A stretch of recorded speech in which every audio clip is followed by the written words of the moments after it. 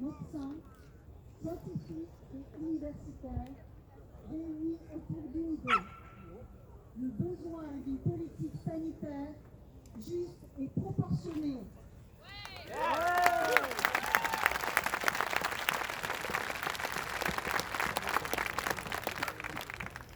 Nous sommes un collectif de professionnels de l'éducation et de professionnels de la sécurité publique, comme les policiers, les pompiers, les militaires.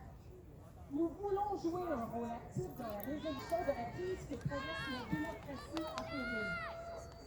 M'entendez-vous? Je recommence! Là, je vais prendre ma brosse.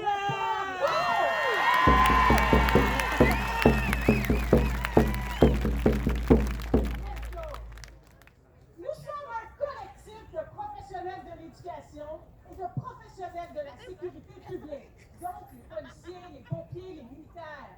Nous voulons jouer un rôle actif dans la résolution de la crise que traverse notre démocratie en péril.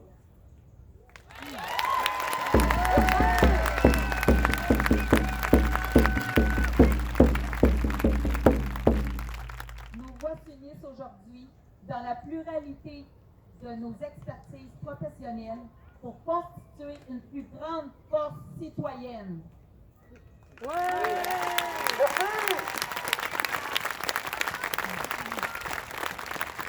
Bonjour, je suis un ex-policier, j'ai été 30 ans policier. Le fait d'être retraité me permet de m'exprimer plus librement. Merci. La société québécoise se voit imposer une panoplie de mesures sécuritaires, fruit d'un processus de décision unilatérale faisant fi de toute concertation ou de réflexion participative. Or, certaines de ces mesures se révèlent dénuées de toute justification, leur validité ne résistant ni à l'étude rigoureuse du contexte épidémiologique actuel, ni au simple pragmatisme.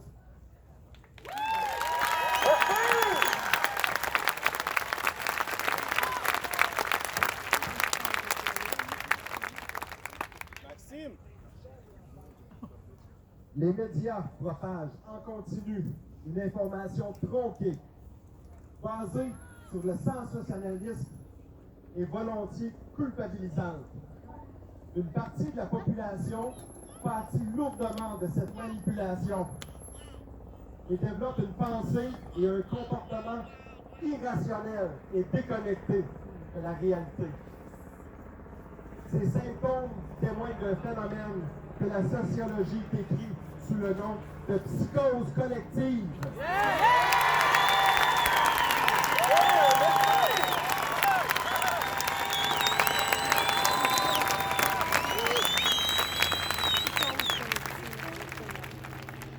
Nous affirmons que plusieurs mesures récemment prises à l'échelle de la société, sous couvert d'une prétendue sécurité collective et d'un altruisme de façade, revêtent en fait une nature profondément politique. Or, ces mesures engendrent au sein de notre population une souffrance dont les lourdes conséquences psychosociales sont tues. Il s'agit en particulier de l'obligation du port du masque et plus particulièrement par les enfants à l'école, de la pression à ce que ces derniers se fassent vacciner et des mesures de confinement, reconfinement à répétition.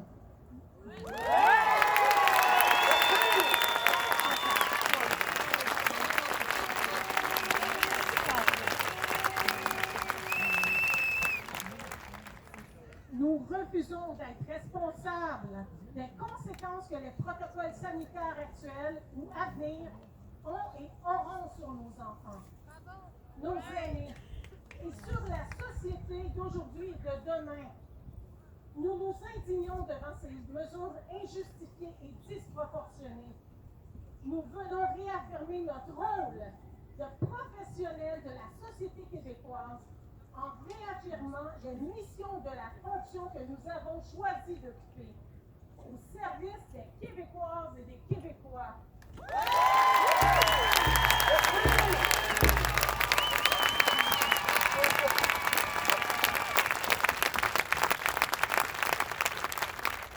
Nous affirmons que la prise de décision en médecine et santé publique découle toujours de l'étude du rapport entre les bénéfices attendus et les risques encourus. Cette étude requiert, pour être menée à bien, l'association d'une expertise scientifique pointue et d'un bon sens pratique issu de l'expérience de terrain. Or, la seule et indispensable garantie de ce processus est la collégialité.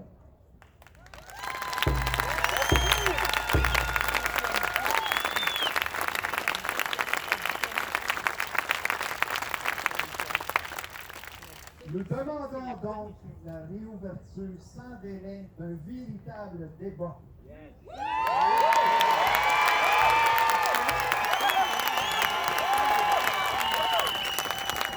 Un débat démocratique basé sur la transparence et associant largement la professionnelle de la médecine, les scientifiques et universitaires, acteurs de la société civile et acteurs de la sphère politique.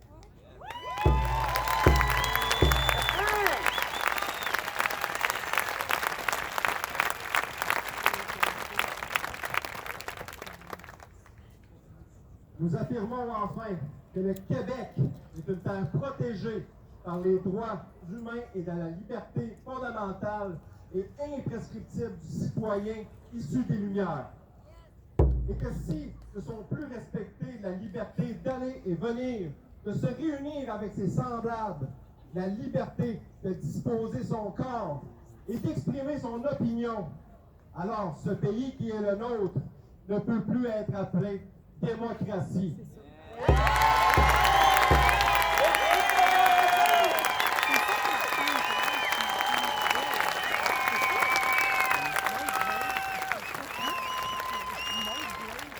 Nous demandons donc à tous nos alliés professionnels qui souhaitent s'engager pour la défendre de nous rejoindre.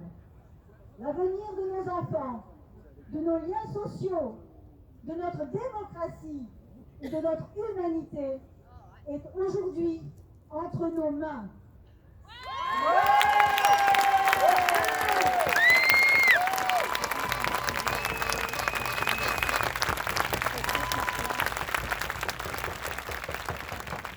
Pour vous, le manifeste du refus global. C'est un extrait, ça, de celui de Paul-Émile Portua en 1948. À sa règne de l'angoisse toute puissante, succède celui de la nausée. Refus de fermer les yeux et les vices, les duperies perpétrées sous le couvert du savoir. Refus de servir, d'être utilisable pour de telles fins. Le refus de se taire.